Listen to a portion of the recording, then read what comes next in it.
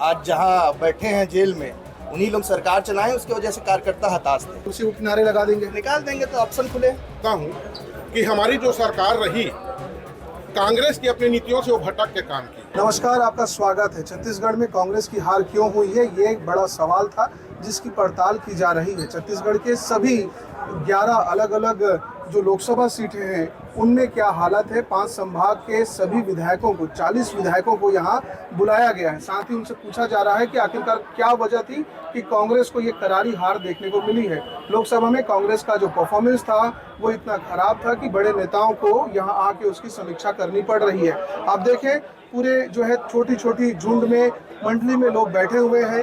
आप यहाँ जरा, मैं कैमरा पर्सन से कहूँगा कि वो दिखाए कि बंद कमरे में जो बड़े नेता हैं कांग्रेस के, वो जो है विचार मंथन कर रहे हैं, बता रहे हैं कि आखिरकार उनके क्षेत्र में कांग्रेस को कौन सी कमी हो गई थी जिसकी वजह से हार का मुंह देखने को मिला है। यही साथ में हम देख रहे हैं कि शहर के विधायक, जो पूरे पुराने विधायक थे, वो भी जो है इसकी चर्चा कर रहे हैं और बता रहे हैं कि आखिरकार क्या वजह हो सकती है। इन्हीं से पूछ भी लेंगे कि आखिरकार जब यहाँ पहुंचे हैं तो वो क्या सोच रहे हैं। सर, आप कांग्रेस के नेता हैं, आप यहाँ पहुंचे हैं, क्या सोच रहे हैं, क्या हो रहा है यहाँ? यहाँ जो कुछ हो रहा है, पिछले लोकसभा चुनाव में हम क्यों हारे, किन कारणों से हार हुई, उसकी समीक्षा कर रहे हैं। जो परफॉर्मेंस आपका रहा 11 लोकसभा सीटों में मात्र एक रहा, आज जो है वीरप्पा मोइली जी भी आए हैं, क्या उनके सामने बताना चाहेंगे आप? अब उन्हीं को बताएंगे, प्रेस से थोड़ी बात करेंगे। कुछ ऐसी बातें जो इन जनरल कही जाती है, जैसे कि शायद टिकट वितरण में जो गड़बड़ी हो गई, ऐसा कुछ? टिकट वितरण में कहीं कोई गड़बड़ी नहीं थी, चुनाव लड़ने में कहीं कोई गड़बड़ी नहीं थी। जिन कारणों से चुनाव हारे हैं वो अलग कारण है, जो काफ़ी रणनीति के तहत है, और इसको हम अपने बड़े नेताओं से बात करके बताएंगे। जी, ऐसा होगा कि ये रणनीति बनेगी प्रभावशाली और फिर जीत भी हो जाएगी? बिल्कुल बिल्कुल, आप सही बोल रहे हैं। रणनीति बनेगी और प्रभावशाली होगा और हम फिर से जीत के आएंगे। तो आज क्या लग रहा है कि जो भीतर घाती है कांग्रेस के भीतर, उनको जो है ढूंढ पाएंगे बड़े नेता? अब देखिए, अभी तो बात चल रही है, अभी कुछ भी कहना उचित नहीं है। और मैं समझता हूँ कि कोई ना कोई हल तो निकलेगा। आए हैं केंद्रीय स्तर से, तो कोई ना कोई हल तो निकलेगा। संगठन का भी वो देख रहे हैं, यहाँ पर खाका किस तरीके से तैयार किया जाए ताकि आगे चुनाव में उसका फ़ायदा मिल सके। अभी वर्तमान में आने वाला नगरीय निकाय चुनाव है और पंचायत चुनाव है, 2 महत्वपूर्ण चुनाव है। इसलिए कांग्रेस पार्टी ने बहुत अच्छा काम किया है कि उन्होंने यहाँ पर समीक्षा के लिए बहुत ही सीनियर वीरप्पा मोइली जी, काफ़ी वरिष्ठ हैं, और उनको यहाँ पर भेजा गया। तो समझते हैं पार्टी वाले कि कांग्रेस, अब वो कांग्रेस में ऐसा नहीं रहा, अभी बहुत चेंज आ गया है। राहुल गांधी जी सब समझते हैं और आने वाले समय में कांग्रेस की जीत होगी। जी, तो ये आने वाले समय में कांग्रेस की जीत सुनिश्चित करने के लिए जाहिर सी बात है नगरीय निकाय चुनाव में और उसके बाद जो दीगर चुनाव होने वाले हैं उस पर आप टकरा गए। हमसे हार की वजह जानने के लिए बड़े नेता पहुंचे हैं, क्या बताएंगे आप उनको? हार की वजह की समीक्षा हो रही है कि किस तरीके से हम लोकसभा के चुनाव में हारे हैं।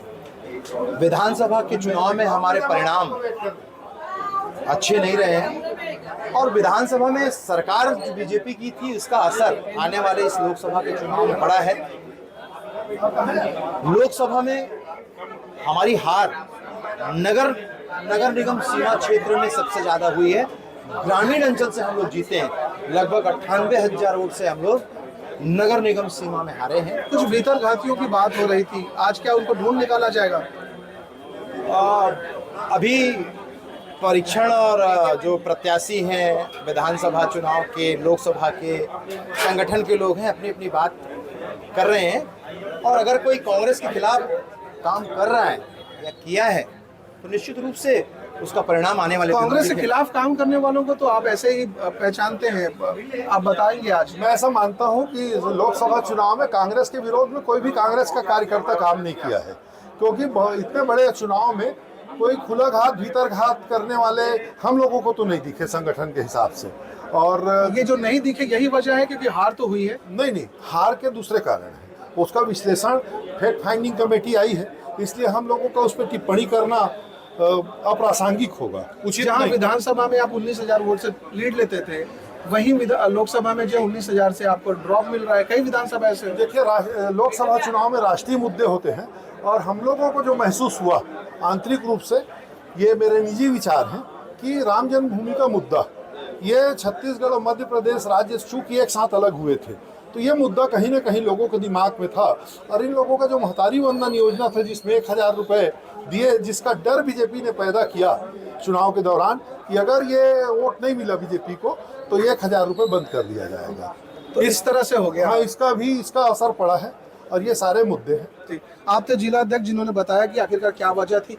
इस कॉरिडोर पे देखिए जरा कि कितने लोग यहाँ खड़े हैं, कांग्रेस के लोग हैं, प्रशासन के लोग हैं, ऐसे लोग हैं जो एडमिनिस्ट्रेशन का भी हिस्सा रहे हैं। कुछ बेबाकी से बात करते हैं, अपनी बात बताने और छिपाने में कोई गुरेज नहीं करते। यहाँ आप देखिए कि चरणदास महंत किस तरह से आंकड़ों को लेकर जो है समीक्षा कर रहे हैं, पेपर पे सारी चीज़ें क्रॉस चेक की जा रही हैं। आप थोड़ा करीब जाइए, ये सारे वो कांग्रेसी नेता हैं जिन्होंने लगातार अपनी हार या जीत की जो है वजह है उनको जानने का प्रयास किया है।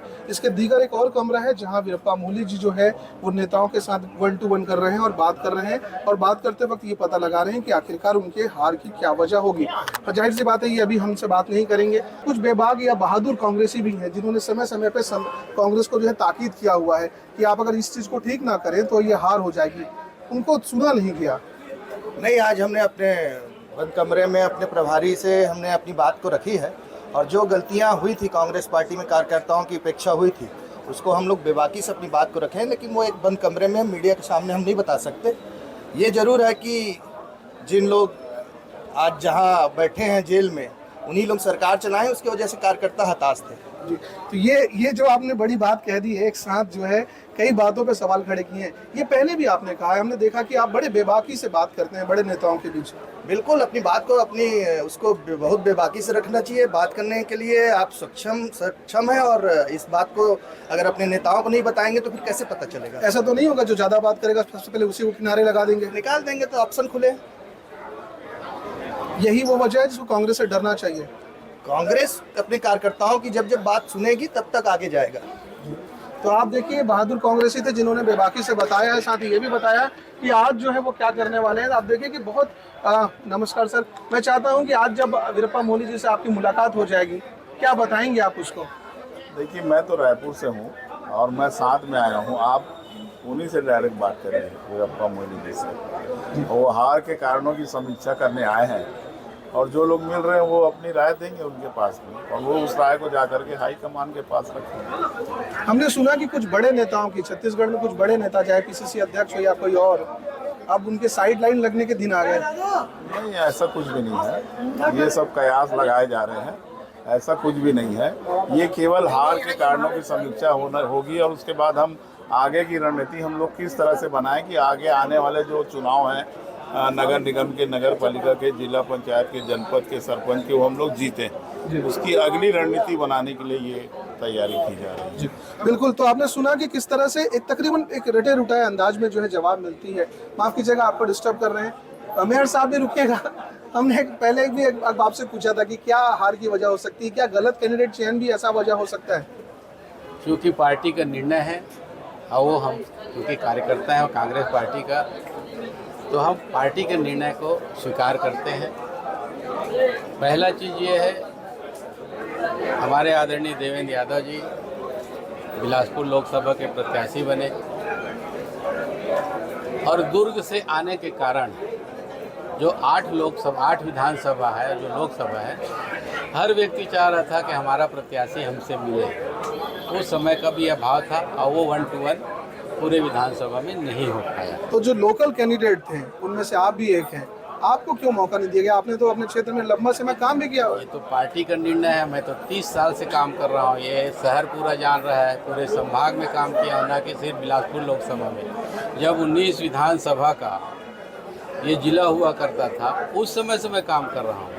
आज जो 6 जिला हो चुका है, जहाँ पर हर जगह मैं प्रभारी के रूप में, दूसरे वर्कर के रूप में काम कर चुका हूँ, 3 जगह से चुनाव लड़ चुका हूँ। उसके बाद ये स्थिति है, ये पार्टी का निर्णय है, पार्टी जिसको उचित समझता है उसको देता है। तो हार के लिए भी पार्टी जिम्मेदार है?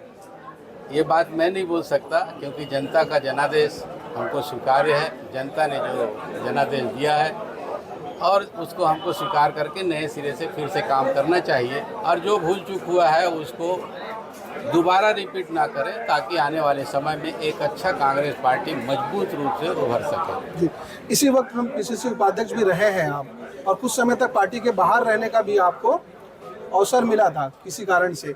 क्या लग रहा है कि आज जब अपने बड़े नेताओं के बीच आप पहुंचे हैं, वो बातें आप बताओगे जो एक्चुअल में आपने महसूस किया या फिर जिसकी वजह से जो है एक्चुअल कारण है जो हार का? वर्तमान में भी मैं प्रदेश कांग्रेस कमेटी का उपाध्यक्ष हूं, डॉक्टर प्रेमचंद जैसी। पूर्व में जो घटना घटित हुई थी उसके बारे में मैं नहीं कहूँगा, पार्टी फोरम की बात है, अंदर की बात है, होते रहता है। परंतु आज वरिष्ठ नेता लोग हार की समीक्षा करने आए हैं और मैं स्पष्ट बेबाकी से ये बात रखना चाहता हूँ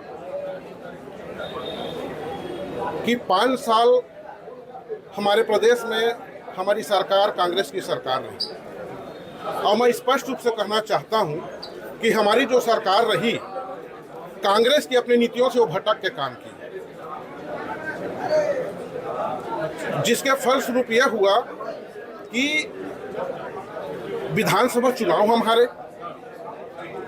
फिर से लोकसभा में पुनरावृत्ति हुई, फिर से उसी तरह से टिकट वितरण हुआ, फिर से जो जमीनी कार्यकर्ता है उनकी उपेक्षा नजर आई,